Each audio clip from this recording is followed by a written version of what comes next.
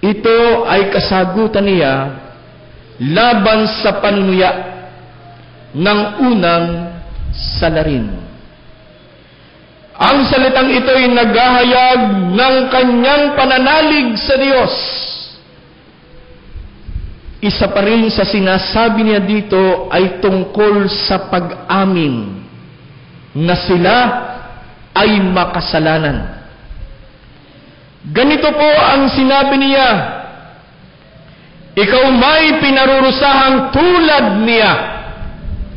Matuwid lamang na tayo ay parusahan sa ginawa natin. Hindi tulad niya, walang kasalanan. Ipinakikita dito sa mga salitang ito ang pagtanggap niya na siya ay makasalanan at ang kababaang loob sa harapan ni Jesus. Sa tagpong ito, makikita natin ang dalawang uri ng responsibilidad at pagkatao. Ang isa ay nanunuya o nang-aasar at nagmamalaki pa sa harapan ni Jesus. Ito ang masamang salarin. Ang isa naman ay pagpapakababa at umaasam matapos ang kamatayan ay may patutunguhan siya sa pananalig niya sa Diyos. Ito ang nagpapabago tungo sa kababaan ng salarin. Kaya, sa kababaan ng salarin na ito, humiling siya kay Jesus ng katiyakan sa paghayo niya sa daigdig. Ang sagot ni Jesus sa kanya, ngayoy di, isasama kita sa paraiso. Ayon sa kwento, tinuya rin siya nung isa sa mga saraling nakapako sa tabi niya. Hindi ba ikaw ang Kristo? Iligtas mo ang iyong sarili at pati na rin kami. Ngunit pinagsabihan naman ito ng kanyang kasama, wala ka bang takot sa Diyos? Ikaw ay pinarurusahan ding tulad niya. Tama lamang na tayo parusahan ng ganito dahil sa ating mga ginawa. Ngunit ang taong ito'y walang ginawang masama. At sinabi pa nito, Jesus, alalahanin mo ako kapag naghahari ka. Sumagot si Jesus, sinasabi ko sa iyo, isasama kita ngayon sa paraiso. Ito ang salita ng kaligtasan.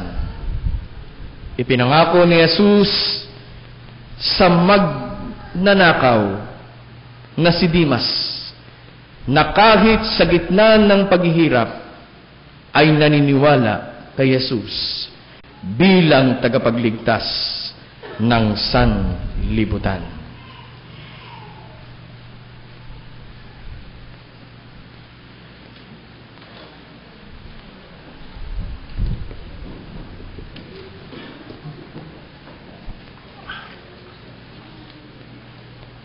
Ang ikatlong wika ng ating Panginoong Jesus.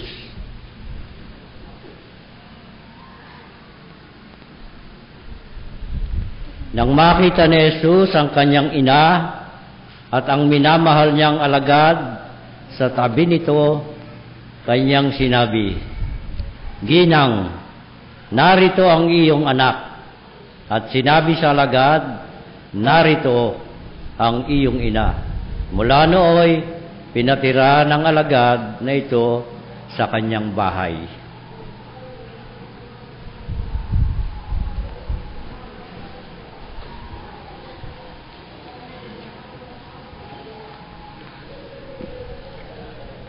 Babae, narito ang iyong anak. narito ang iyong ina. Habang si Jesus ay nakabayubay sa krus, naroon ang kanyang inang si Maria, kasama si Juan, isa sa alagad ni Jesus. Pinagmamasdan nila ito. Napakasakit sa isang ina na makita ang kanyang anak na nagdurusa at nasasaktan.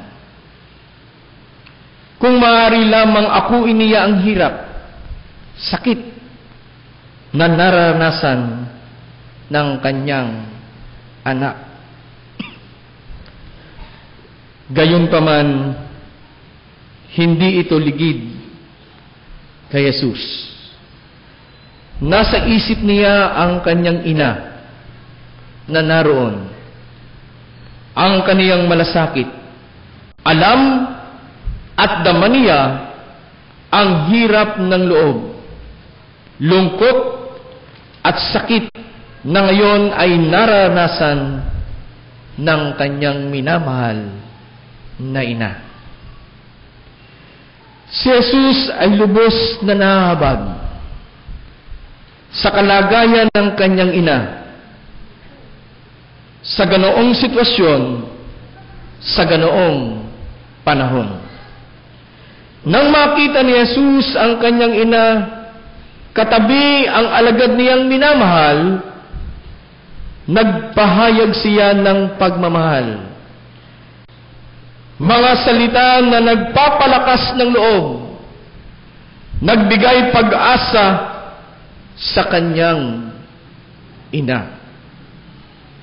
Sinabi niya, "Babae, narito ang iyong anak."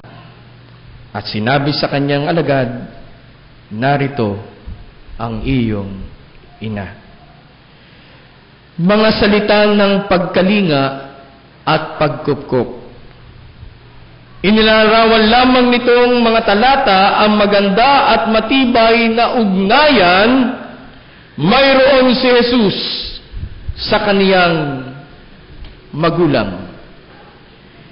Hindi niya nais na nagdurusa ang kanyang ina, na kahit ganito ang nararanasan ng anak, naroon pa rin ang kanyang malasakit sa ina. Mahalaga para sa kanya na mapangalagaan ang kapakanan ng kanyang ina. Dito'y ipinakikita ni Jesus ang kahalagahang mahalin, igalang ang ating mga magulang. At sa kabila ng ating mga nararanasan sa buhay, paghihirap, kalungkutan, suliranin, hindi ito magiging hadlang para tayo'y magmalasakit sa ating kapwa. Ayon sa kwento, nakatayo sa tabi ng krus ni Jesus ang kanyang ina at ang kapatid nitong babae, si Maria na asawa ni Cleopas at si Maria Magdalena. Nang makita ni Jesus ang kanyang ina, ang minamahal niyang alagad na nasa tabi nito, sinabi niya, "Babae, narito ang iyong anak." At sinabi niya sa alagad, "Narito ang iyong ina." Mula noon sa bahay na ng alagad na ito tumira ang ina ni Jesus. Ito ang wika ng pakipag-ugnayan. Inihahabilin ni Jesus si Maria kay Juan sa pagtatangi sa isang kapatid at ina bilang isang halimbawa ng pagtanggap ng tao sa bawat isa.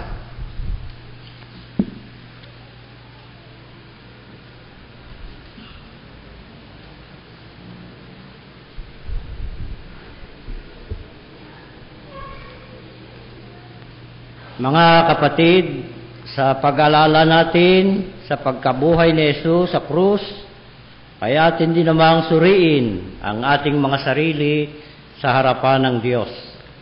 Ilantad natin ang ating pagkakasala laban sa Diyos at sa ating kapwa. Lumapit tayo sa Diyos na nagsisisi.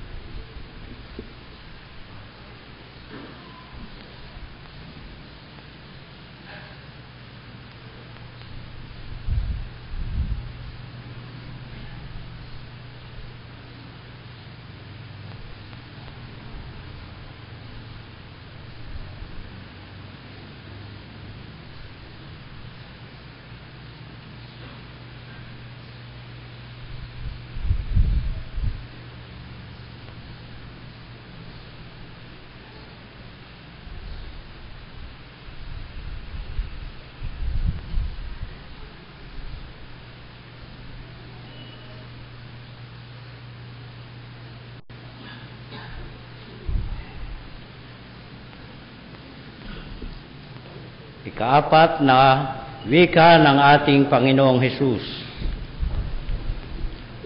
Nang mag-ikatlo ng hapon,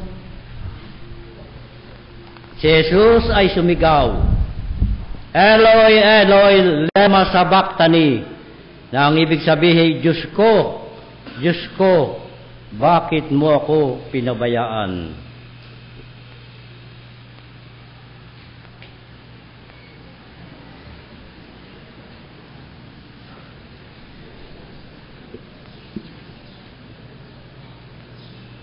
Diyos ko, bakit mo ako pinabayaan?